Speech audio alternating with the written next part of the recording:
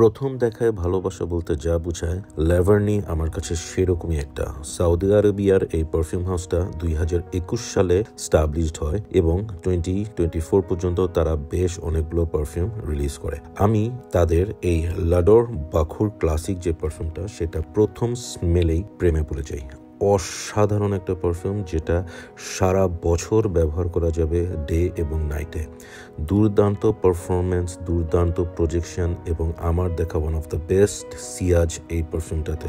এটার স্মেলটা woody, powdery, iris violet বা স্মোকি ক্যাটাগরিতে পড়ে, যেটার ক্রিয়েটার হচ্ছে মিস্টার জর্ডি ফার্নান্ডেজ এবং এটা নোটসের মধ্যে আছে ম্যান্ডারিন অরেঞ্জ, আইরিস ভায়োলেট, প্যাচুলি এবং গায়াকুড।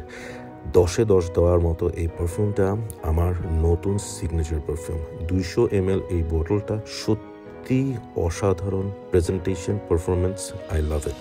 এই হাউসের 19টা পারফিউমের রিভিউ আমার চ্যানেলে দেওয়া আছে, ডেসক্রিপশনে লিঙ্ক দিয়ে দিচ্ছি, দেখে নেবেন। So keep loving perfumology and keep smelling good. Take care, bye by.